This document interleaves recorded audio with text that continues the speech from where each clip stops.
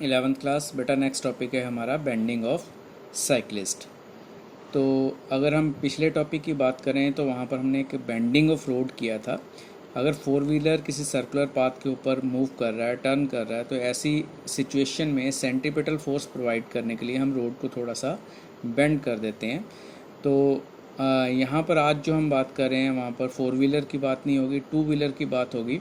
तो आपने ऑब्ज़र्व किया होगा, आप भी साइकिल खुद चलाते हो, तो ऐसी सिचुएशन में अगर आप टर्न करते हो तो टर्न करने के टाइम पे अपनी जो बाइक या साइकिल को थोड़ा सा बेंड कर देते हैं हम। तो आपने कई बार रेसिंग में देखा होगा, जो रेसिंग बाइक्स होती हैं टीवी पे देखा होगा, तो वो अपने नीज़ को भी इतना ज़्यादा अपनी बाइक को बेंड कर देते हैं कि उनकी जो नीज़ हैं, घुटने हैं, वो रोड के साथ टच करने शुरू हो जाते हैं। तो यहाँ पर हम बाइक को बेंड क्यों करते हैं या साइकिल को बेंड क्यों करते हैं, उस चीज़ को स्टडी करेंगे आज। तो बेसिक तो वही चीज़ ही है कि हम साइकिलिस्ट या साइकिल को बेंड हम इसलिए करते हैं ताकि सेंट्रीपिटल फोर्स प्रोवाइड की जाए। अगर सेंट्रीपिटल फोर्स हम नहीं प्रोवाइड कर पाते हैं तो ऐसी सिचुएशन में गाड़ी जो है वो उसके स्किड होने के चांसेस जो हैं वो ज़्यादा होते हैं, क्योंकि सर्कुलर पाथ के ऊपर मूव करते टाइम आउटवर्ड सेंट्रीफ्यूगल फोर्स लगती है, जिसको हमें बैलेंस करना पड़ता है सेंट्रीपिटल फोर्स लगा के। इस डायग्राम को अगर आप नोट करोगे तो यहाँ पर वर्टिकल, ये आपके पास हॉरिजॉन्टल रोड है, इसके ऊपर आप टर्न कर रहे हो, तो इस जगह के ऊपर ये वर्टिकल डॉटेड लाइन बनाई हुई है। तो जिस तरफ आप टर्न कर रहे हो तो सेंटर की तरफ, ये सर्कुलर पाथ शो किया हुआ है तो इसका सेंटर इस तरफ होगा। तो टर्न करते टाइम जो है साइकिल जो है वो सेंटर की तरफ हम बेंड कर देते हैं, हॉरिजॉन्टल रखने की बजाय। सपोज करो कि अगर एंगल थीटा हम बेंड किए हैं, तो ऐसी सिचुएशन में सेंटर ऑफ मास अगर इस जगह के ऊपर कंसिडर करते हैं तो वेट, मैंने आपसे पहले भी बोला था, हमेशा डाउनवर्ड नीचे की तरफ होता है। वेट mg साइकिल का नीचे की तरफ रहेगा।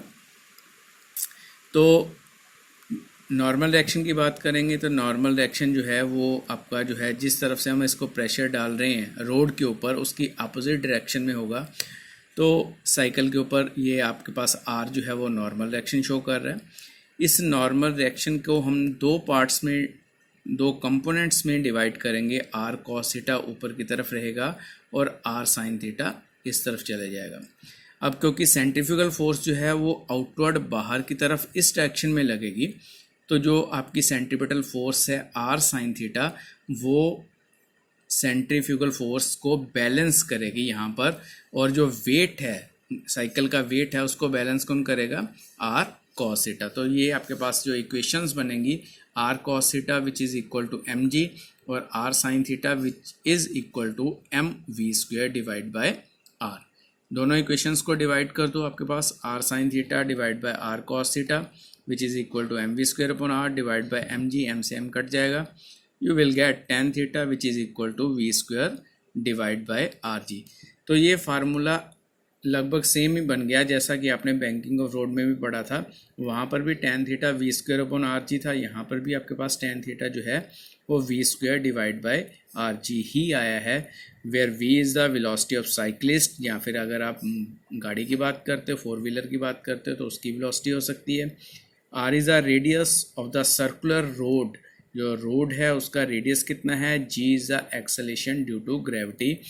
सो इन तीन चीज़ों के ऊपर डिपेंड करता है कि आप कितना एंगल अपने साइकिल को बेंड करोगे। जितनी ज़्यादा वेलोसिटी होगी, यहाँ पर सिंपल दिख रहा है यहाँ पे कि वेलोसिटी जितनी ज़्यादा होगी tan थीटा हमें उतना ही ज़्यादा रखना पड़ेगा। सो हमें ज़्यादा बेंड करना पड़ेगा। तो वेलोसिटी कम है तो हमें कम बेंड करना होगा, वेलोसिटी ज़्यादा हो तो ज़्यादा बेंड करना पड़ता है।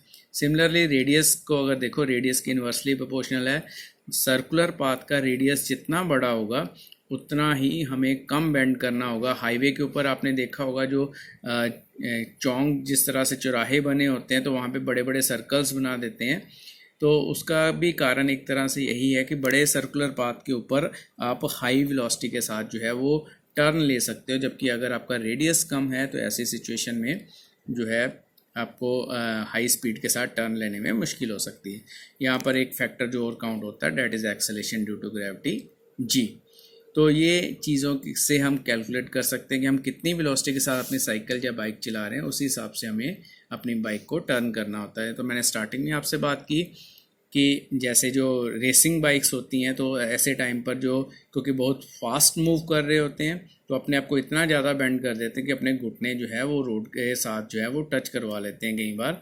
तो आपने ऐसा नहीं करना है क्योंकि वहाँ पर सेफ्टी मेजर्स उनके पास सारे होते हैं, बट एक्चुअल में इस तरह ज़्यादा स्पीड से चलने में मुश्किल हो सकती है, एक्सीडेंट हो सकता है।